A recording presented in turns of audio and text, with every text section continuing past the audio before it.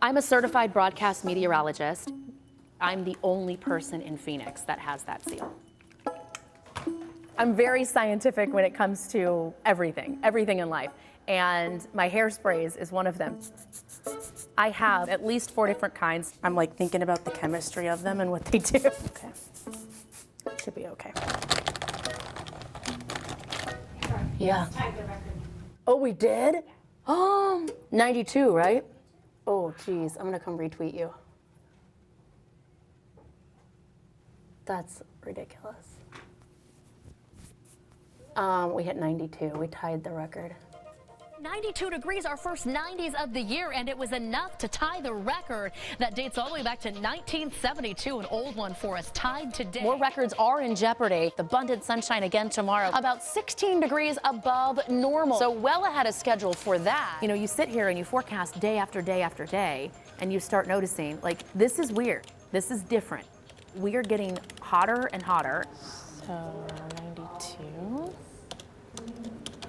91. And now it's too hot to ignore. We can't ignore these trends and pretend like they're not happening. Busting that previous record, breaking that 2004 record. It's about to get even hotter. By 2100, 76 days possible at 110 or hotter each year. That's over 2 months.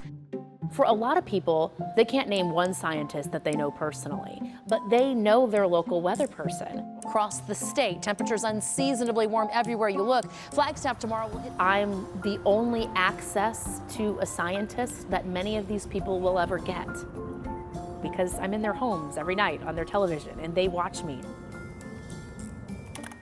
Historically, Arizona has been a very red state. I have been the only one, and my meteorologist that I work with here on staff, to present climate stuff on the air. There are no other stations in Phoenix that do it. Our normal high today, 76 degrees. Well, we're doing better than that. We'll see 88 today here in the valley, but the 90s come in to stay starting tomorrow. I love it.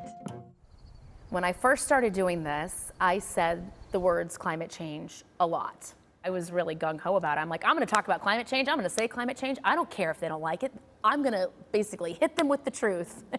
Today, the AMS sent a letter to Scott Pruitt saying he's wrong to think carbon dioxide is not the main cause of global warming. The letter said, in reality, the world's 7 billion people are causing climate to change, and our emissions of carbon dioxide and other— might get some emails on that one.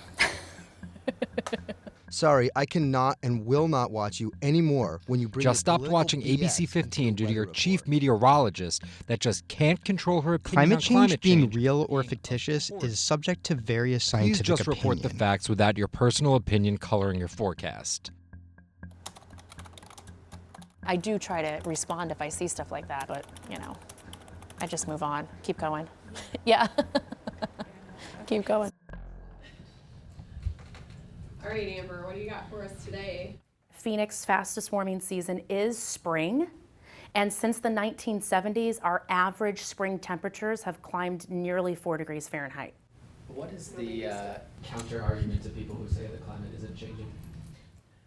If you actually look at the trend of carbon dioxide being released, they're very well correlated.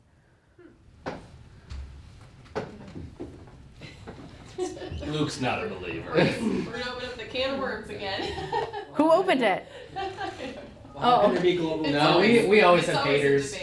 Again, we don't have to say climate change, global warming. We don't have to say any of those things. We just have to say this is going to be our new normal, right?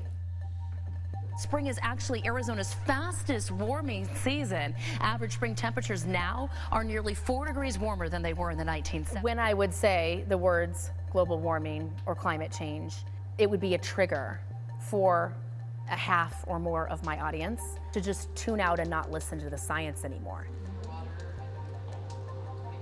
So you remove those 2 words and you just talk about how they're going to be affected as things change, and they're much more open to listening. Well, chocolate and champagne, 2 of our favorite Valentine's Day things, but the future of these 2 great loves may be in trouble. Rising temperatures, changing rainfall patterns, they're already affecting the areas that they grow in. That's the secret weapon. That's how you get people to care about this. It's important for me to share what I know about science because people need to know what to expect. It's a hot and dry place, but if it gets hotter and drier, we're gonna have issues with this place being habitable. We're gonna be in trouble.